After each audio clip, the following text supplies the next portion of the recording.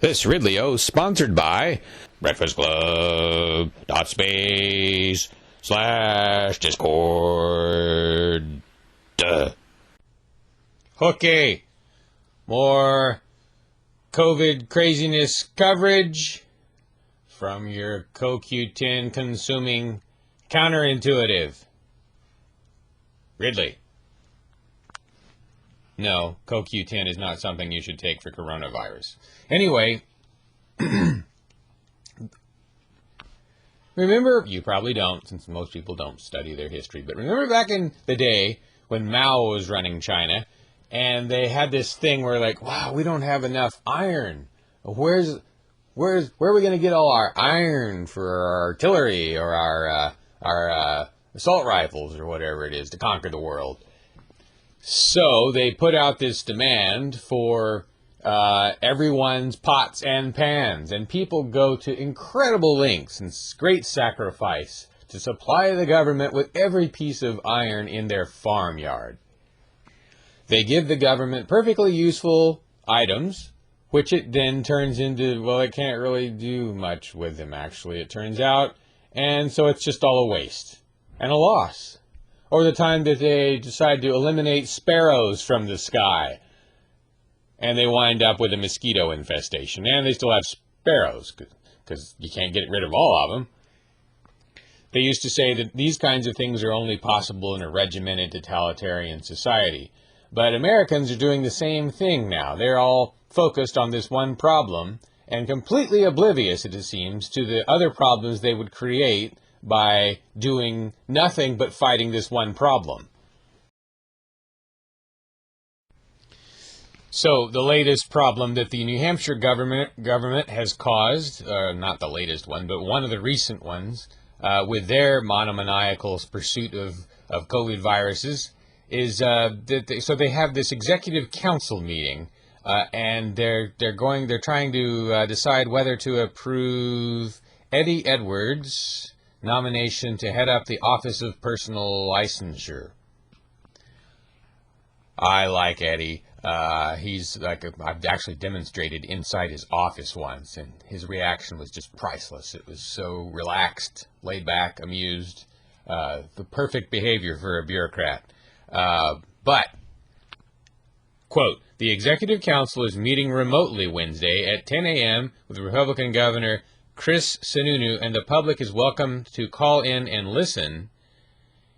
Executive Counselor Andrew Volinsky, D. Concord, a candidate for governor, said the public will not have an opportunity to speak during the meeting, unquote.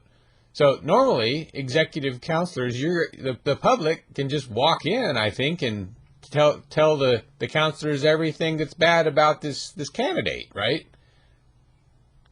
So to get COVID viruses, they're strengthening the government virus, the virus of non-transparency, or at least non-access.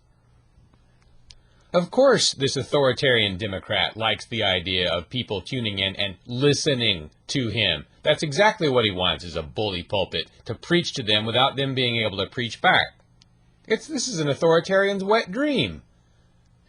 The fact that governments can get away with this kind of thing.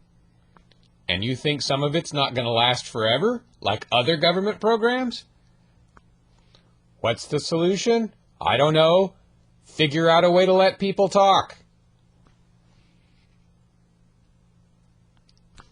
It's not rocket science. Here's another virus they're enhancing as they go after the COVID virus.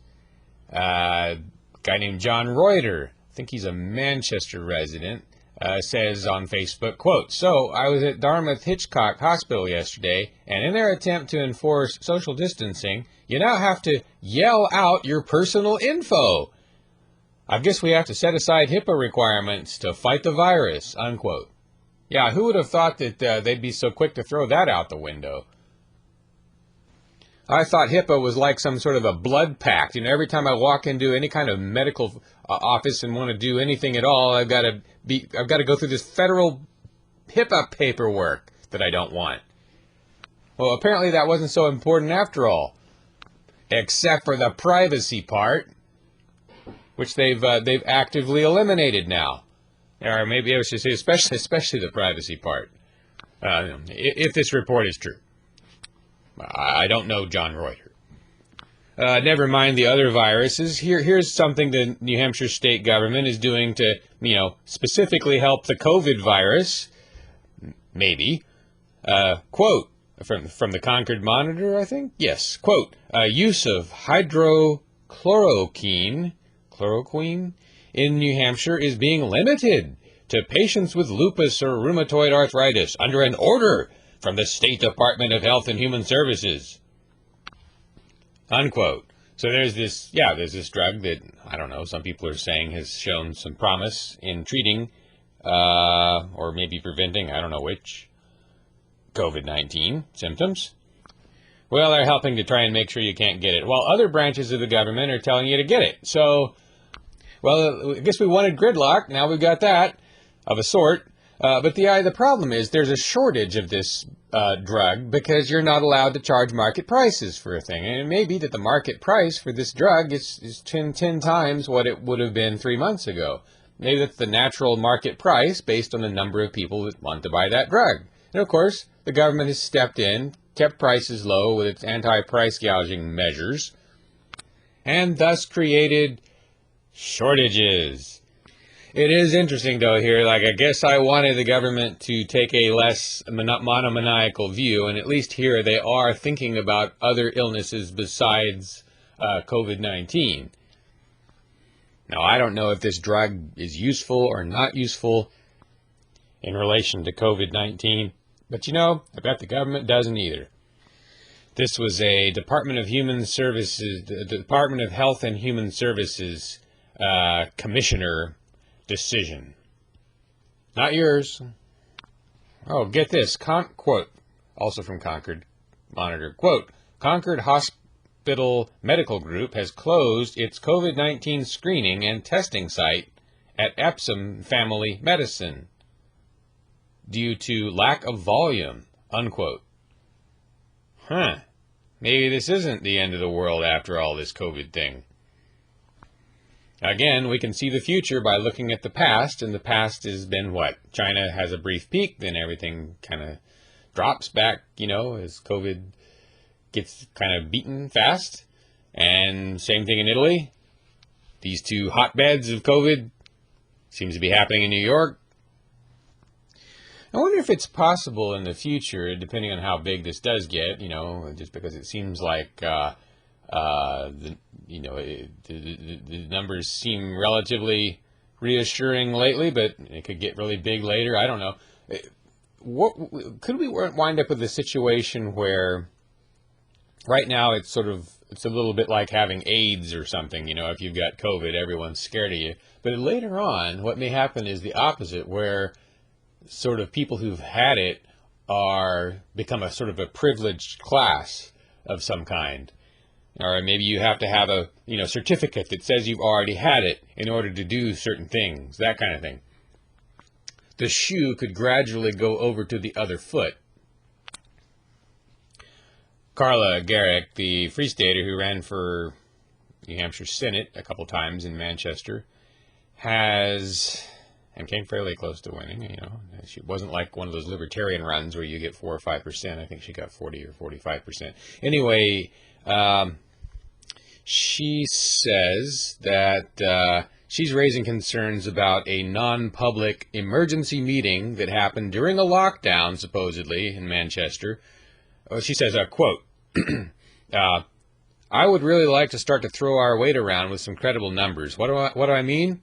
Well, the Manchester Teachers Union has just over 1,000 voting members.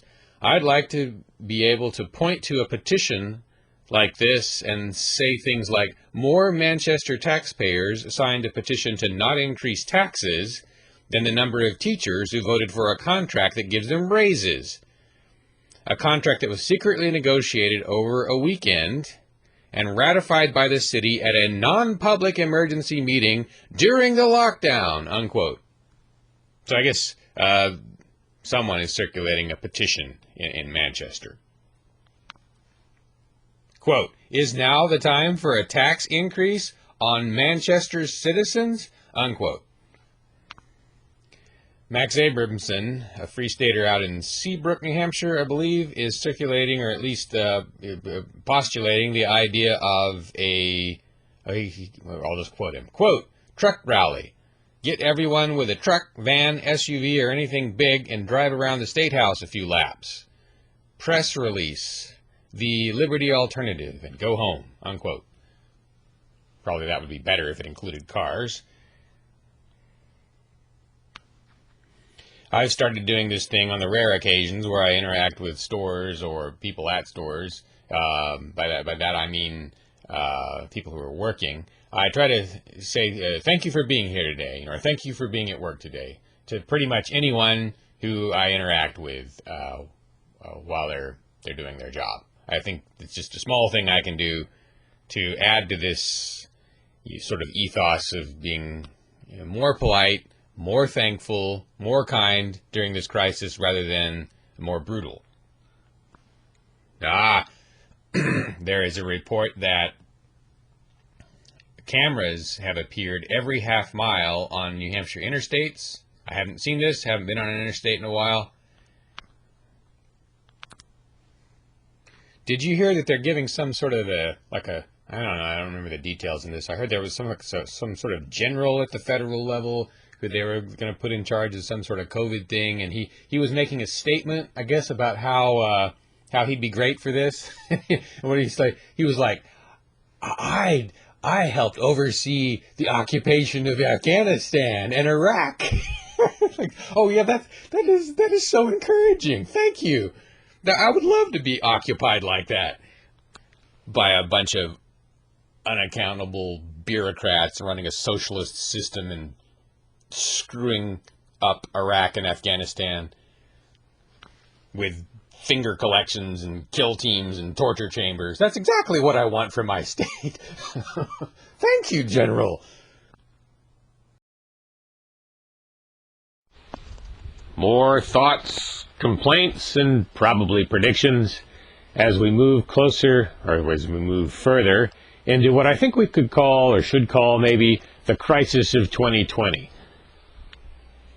I'm really at a loss to come up with a better name for it. There are so many different things happening, but the one thing they all have in common is they seem to have mostly started in 2020.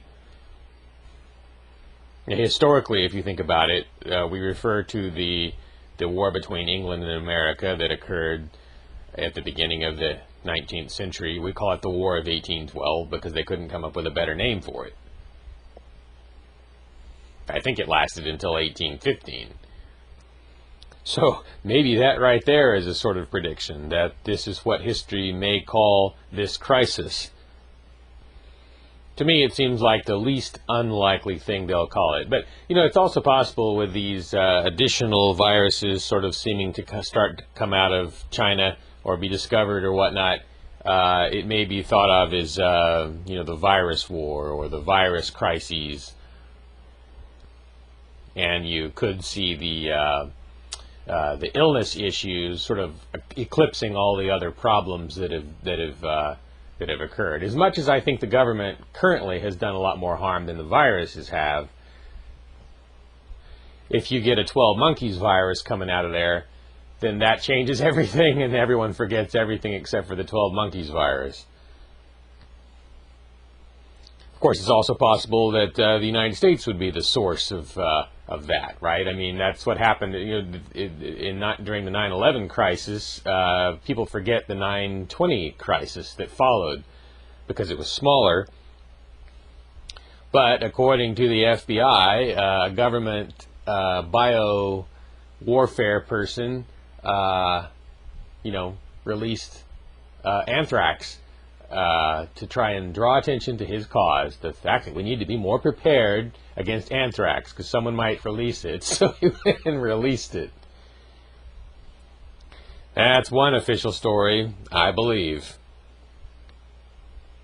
Anyway, whatever the crisis is called, it is definitely triggering some kind of humorous and hysterical histrionics by government officials in New Hampshire. I wanted to give you some quotes from this union leader's story about the Riverside Speedway at Northumberland, New Hampshire, opening, and despite the stay-at-home order. This is not something that happened real recently, but I just recently saw how funny these quotes were. It's a report from May 26, 2020. So I guess this illegal opening, or this opening in it's not illegal, right? I guess actually, and that shows in the quote. So I guess this opening, sort of this act of civil disobedience, triggered a response by senior Assistant Attorney General Benjamin Agati, who's, according to the union leader, the lead prosecutor on enforcement of the government's emergency orders. So he contacted the racetrack owner to do him the courtesy of threatening him before charging him or whatnot. And he was told of the, quote, serious public health implications of his planned conduct, unquote, which could be true, I don't know. But then he said, quote, there will be consequences for the blatant defiance of the governor's emergency orders, unquote, which is one of the best ways I think you could get publicity for the guy and help the guy and make him look like, well, like Belgium fighting Nazi Germany, right? Or I guess Belgium fighting the Kaiser is what I'm thinking about. It was the stridency and the overwhelming nature of the German invasion in 1914 that made Belgium look so heroic. And it's the same thing they're doing to this racetrack owner. Well, it's not the same thing, but it's the same kind of thing on a much smaller and less evil scale. But anyway, again, this guy, he's not violating a law. He is violating a dictatorial order, which, to be fair, has been authorized in the past by the legislature. The legislature did vote emergency powers to the governor in law. So it's not completely extra legal, but again, it's not a law the guy was violating. Another thing I was wondering about as I read this article, I bet this guy did not record his interactions with the bureaucrat, right? Most people make this mistake. They get a call on the phone from a bureaucrat and they just take it. They never say, oh, wait a minute, I'll be right back, and then bring over the audio recorder and say, I'm audio recording you. What would you like to threaten me about today? Or whatever, and then put that on YouTube. As long as prudence and audacity do not mix well, right? As long as you're going to be doing some civil disobedience, you might as well go ahead and record everything, get it all on YouTube. And, of course, a lot of places other than YouTube, now that YouTube is compromised. Speaking of compromised, have you heard these reports about, I guess, Chinese government? The Chinese government has been starting to have some success at getting people harmed outside of China who are not Chinese in origin. So I guess there was a guy who was leading a demonstration of some kind in Australia against the Chinese government. He was a student, so the Chinese government was able to reportedly successfully have him brought up on charges in some form or fashion. Like the Chinese embassy was all involved in it openly and stuff.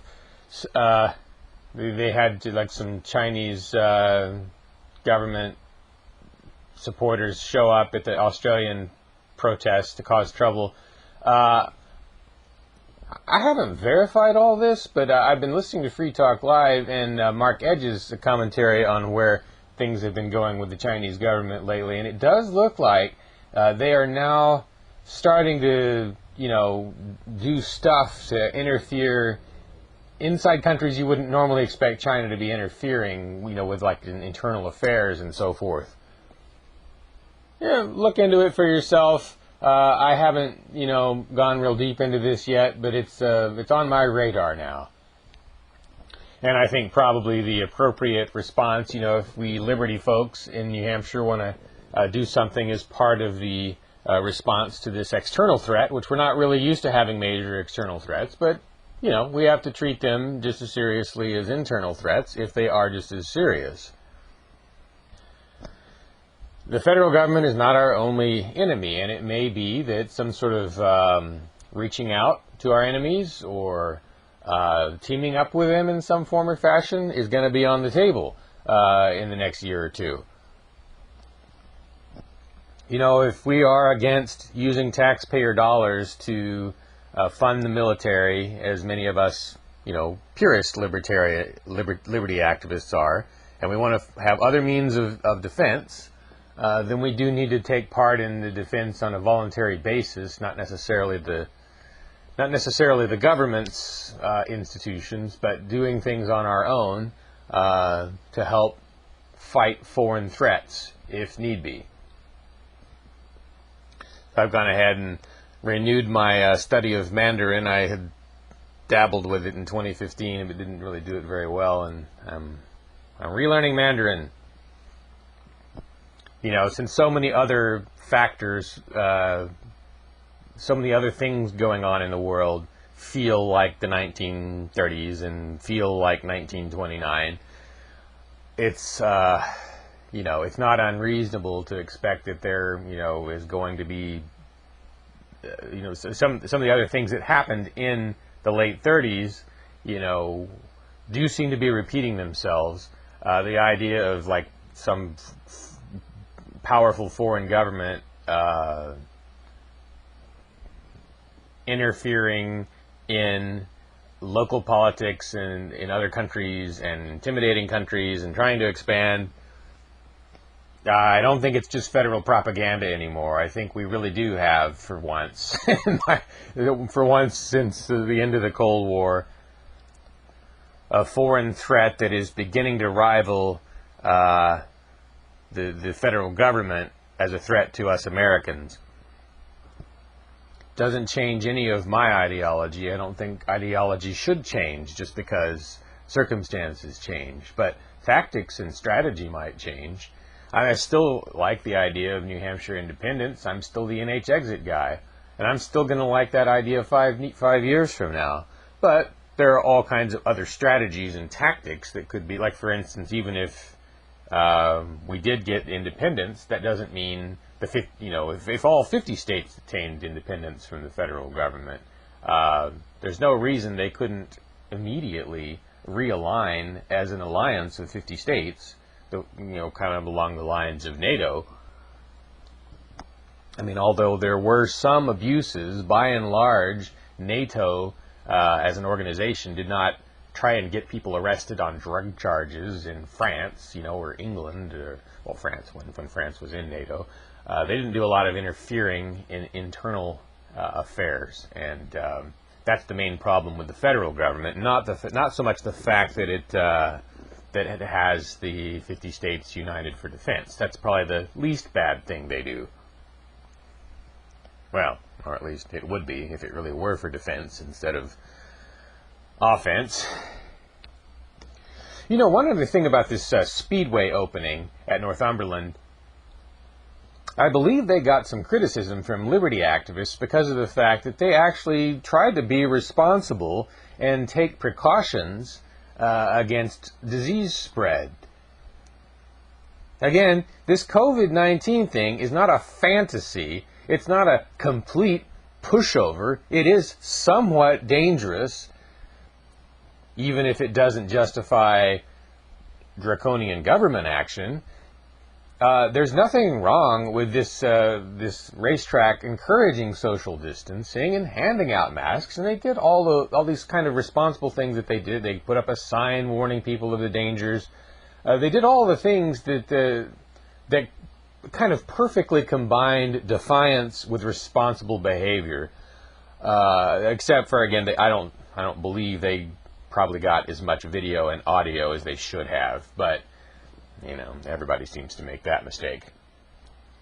Anyway, hats off to Riverside Speedway. And where are all these reports of follow-up illnesses as a result of these perfectly outdoor gatherings? It took practically a revolution with everyone on the streets to get a spike in COVID cases, right? It didn't really happen, to the best of my understanding, in relation to the Reopen NH protests, which were fairly large. And I've heard few reports of Reopen protests anywhere in the country triggering a spike. You would have thought they would have triggered a spike if COVID was as big a deal as the government is making it out to be. What was it Ron Paul said a week or two ago? He's like, this is not it's not an exact quote, but it's like, isn't it great that the government is helping expose us to a deadly greenhouse gas? Right? That's what happens when you put on a mask. You breathe in more of the deadly greenhouse gas.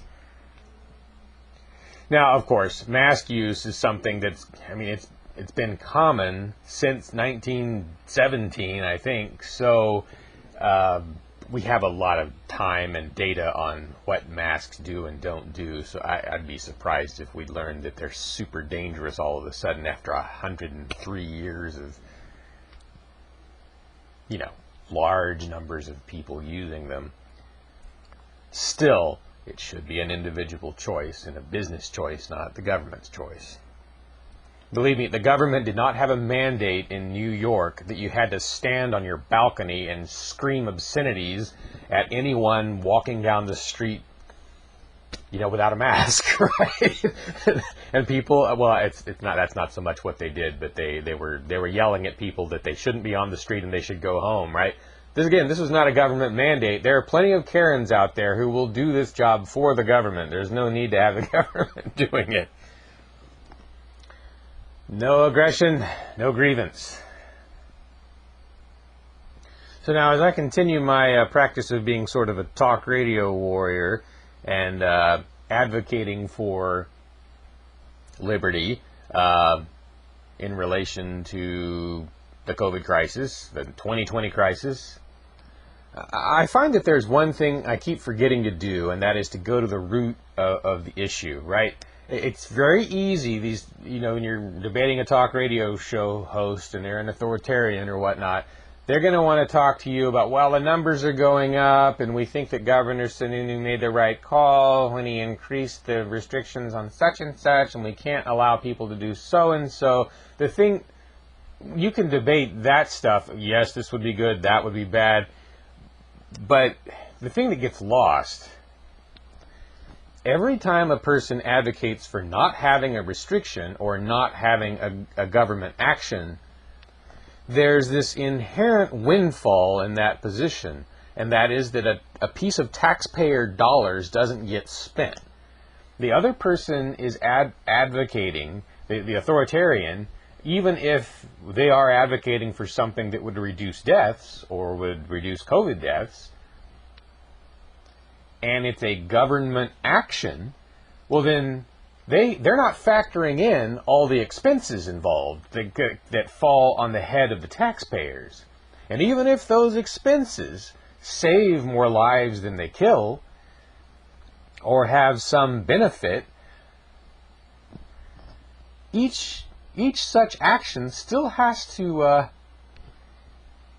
be backed by an end justifies the means argument.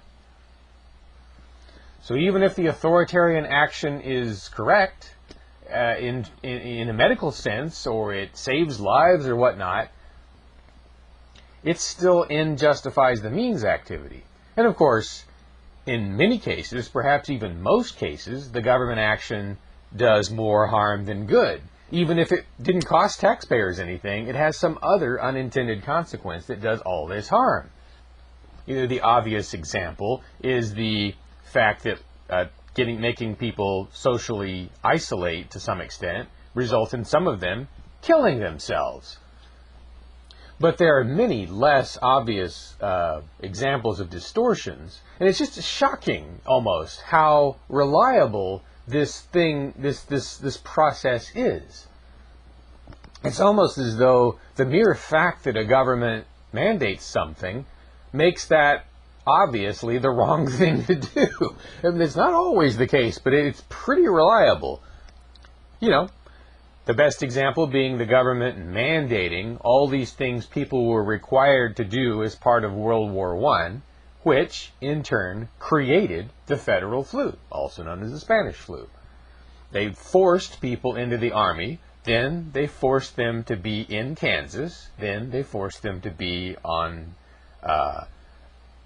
hastily constructed barracks in Kansas during an unusually difficult winter, where they were forced into very small areas of the barracks that were heated. That's where the Spanish flu got its real start. Without the government seemingly appropriate move of trying to fight the Kaiser, you never would have had this much bigger problem that created a much larger number of deaths than World War I. And of course, without American intervention in World War I, you would not have had Hitler, because you would not have had an unjust peace against Germany.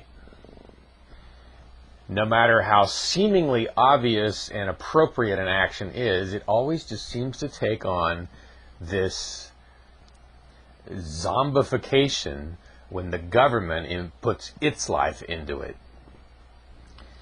So we'll see if that happens with masks, which again are a pretty mainstream, established thing. I tend to believe that they do slow the spread of disease, but once you get a government mandate for these things, it's like any other government mandate.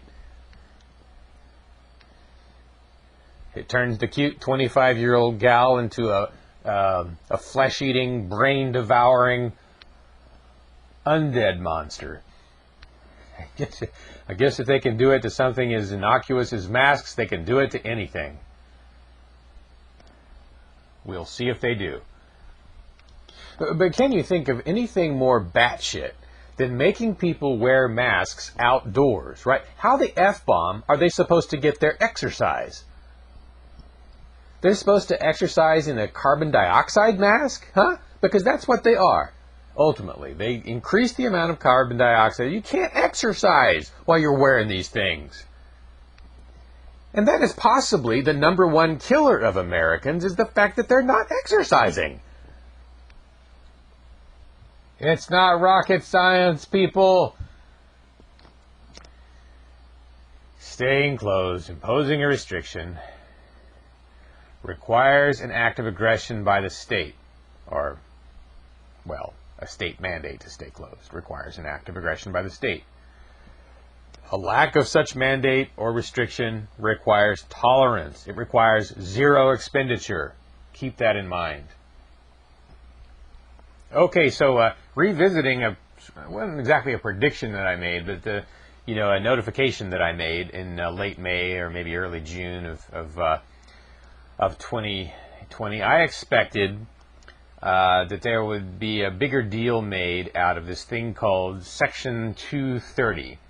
So this federal legislation that they've eliminated to try and sort of make the internet less free. So the idea was that the thing that basically made the internet possible, supposedly, was these 26 words where I guess some guy sued Prodigy in the early 90s for criticizing him. I think it was this guy from The Wolf of Wall Street, if you've ever seen that movie or heard of this guy who was kind of considered a predator on Wall Street, ripping people off. He's now a major foe of Bitcoin, by the way. When he sued Prodigy for the things that Prodigy users were saying, the federal government stepped in and made it so that you couldn't really do that, right? So one of the very few things the federal government has done that has probably made life a little better in the United States, even though it probably also costs a little bit of tax dollars. So I technically can't get married to it. But anyway, Trump's been trying to eliminate that to try and make it easier for his people to go after social media because of things that the people on social media say. Right, so this is insane. I thought this might trigger fighting in the streets or something like that. We did get fighting in the streets, right? But we didn't get it over this issue, which seems to have just been forgotten. But I haven't forgotten it, and neither should you. But as with many things about Trump, one of the good things is that if Trump wants to do something, then the establishment in the United States is going to be against that. So it's good to have those two fighting each other, preferably without shooting, as opposed to fighting you and me. We can hope that's how it plays out. Here's another prediction of sorts. I think the most dangerous places to be when the next round of unrest sweeps through. I think there will be another, round or two before July 2021. And I think what you might see is that the places that are most evenly divided along political lines between two major factions could become the most dangerous places to be, or at least that would be a big factor in making them more dangerous. Obviously, we all know that the cities are more dangerous and so forth, but Misha Glenny I wish I could find this exact quote. He, in this book called The Fall of Yugoslavia, released in 1992, roughly, he referred to them as doomed villages, where every other house had a different political sign for an opposing political party. And each political party was directly connected to an ethnic group. I think those were the cities and towns that did the worst at the beginning, and of course he was writing in 1992, so this is a thing that's just getting started at that point. I wonder if that bodes ill for New Hampshire because of the fact that New Hampshire is so evenly divided. We've always considered, as Free Staters, that to be an advantage in the sense that the power is very evenly divided between Democrats and Republicans here. And that works well in a legislative context. That's good for society, I think. But if this turns into a violent conflict, many other things are favoring New Hampshire, but that one factor could really work against us. And of course, it already has turned into a violent conflict, briefly. The conflict between opportunist looters, who probably aren't even political in most cases, and those who would defend their turf. It's actually one where the country is very united, if you think about it, against the looters, who are not activists, necessarily, and for whose actions activists should not be blamed unless they have advocated for it in some way or participated in it in some way. All right, guys, remember to arm up. Remember to get video. Remember to move to New Hampshire, where you can do both. Oh, and if you hear of this new phenomenon occurring in the United States, as it has been occurring outside the United States, if you hear of some university trying to do the Chinese government's bidding, or the Chinese government inserting itself into some local matter in the United States, get word to me. I'm going to be reporting on that stuff. That's interesting. And that is our early, appropriate tool against the enemy of the Chinese people, the Chinese Communist Party. Against our brothers, the Chinese people, I should say. This Ridley-O sponsored by breakfastclub.space/discord. A non-political Discord community with its own Minecraft server and weekly tournaments. Constantly active, as of this writing, with lots of members and only 33 trolls. 33 of whom appear to be in detention currently. Whoop, make that 34. Oh, and they have weekly tournaments. Their Discord is easy to use, and the Minecraft server is Java version, survival mode.